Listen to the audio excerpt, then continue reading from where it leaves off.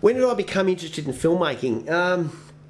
I probably would have been about 20 years ago. I used to go running around with the video camera, the big bulky video cameras at the time, the old VHS cameras, and we used to go running around in the bush and making documentary type films and bring them back, and used to have two little cassette players, or the big bulky cassette players, and one would be playing and the other one would be recording, and you press play on one and record on the other and pause, and that's how we edited. And I guess I've just kept doing that, and as technology's increased, it's become a lot easier to make films. What is my favourite film? Look, I'd have to say it'd be IMAX.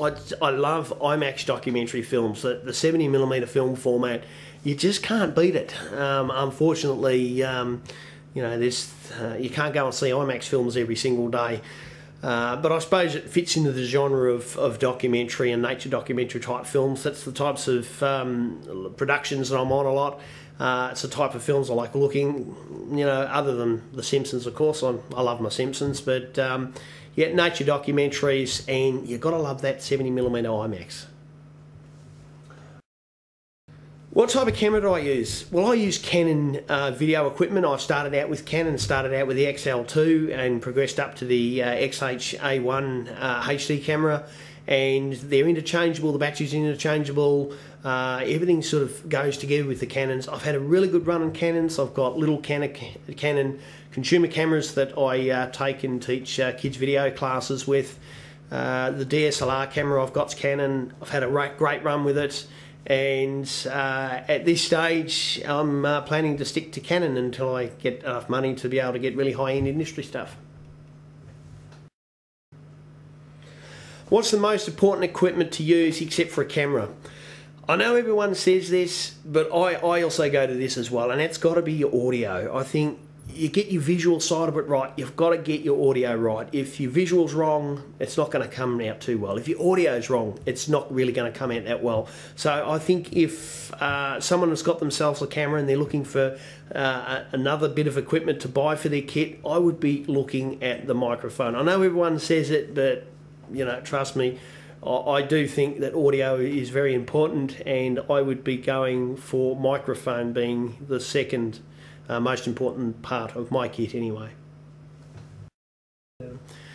What do I edit on? I edit on PC at the moment. I use Adobe Premiere Pro and Avid Media Composer. Now, depending on what projects I'm doing is depending on which editing program I use, but I am moving across from PC to the Mac, and we'll be looking at getting into and start using the Final Cut Pro. So I am slowly moving across, and when the bank account allows it, it will be ending up with Final Cut Pro. What is my dream camera? It's easy. It's a Panavision 35mm film camera. I'd love to have one of them in my kit, but at the end of the day, film's so expensive to work with, and the cameras are so expensive, and those lenses, you just got to love those lenses on those cameras too. But at the end of the day, looking at realistically, probably the next camera I would be going for will be one of the television production Sony cameras that the television productions use and the news crews use. That's probably what my next camera in my price budget is going to be end up being.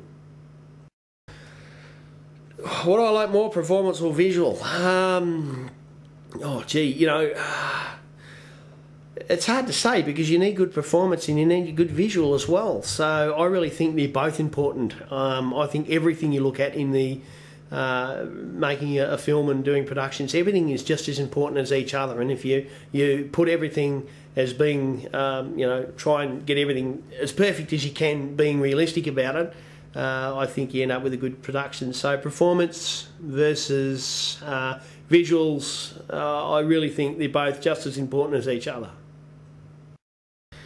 What's the biggest and hardest project I've done? Oh boy, I've been in a lot of projects.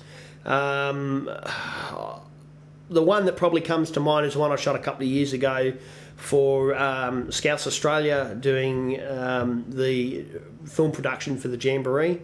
I was involved with the media crew on that camp, and I ran the television side of it and the video production side of it, and I was the only one there. It was myself, my camera, so I had to get up in the morning, get out and shoot all the footage in the morning, get home in the afternoon, get it all edited and get it up for that night's viewing, and that was solid for 2 weeks, and then the camp DVD after that. So when you're working by yourself, doing everything by yourself, it gets very, very hard, very tiring. It's probably the hardest one, I would think, that I've done, other than other ones that I've done for film schools and corporate jobs as well. Working with clients can be hard because you'll shoot material, you'll get everything done as scripted. It comes back to the client, they look at it, then they change their mind, they want something different done. So you'll go out and you'll make those alterations and get those extra shots and come back, and then they've changed their mind again. So working with clients can also be very, very hard, because unless they really know what they want, and most clients that I've worked with have got an idea, but they just aren't exactly up to how they're going to do it, and that can be very challenging as well. But I think in filmmaking, that's just part of it, just part of the challenges of filmmaking. What is my dream job? Gee, other than winning the lotto, that'd be great. It's probably not going to happen, but I really, at the end of the day, I enjoy working in the video production industry, and I enjoy what I do. So I suppose in a way I've got my dream job.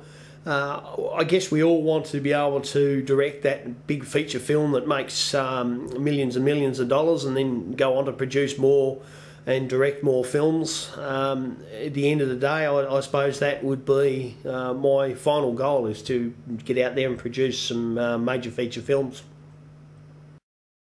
What advice would I give to filmmakers?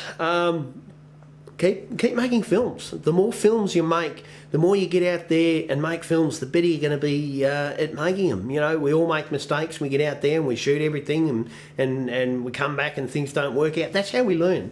So the more we get out there, the more shooting you do, the more practice you get at it, the more experience you get, and the better your film's going to go. And I suppose the most important thing about filmmaking is you've got to enjoy it. And if you enjoy it, then you're on the right track.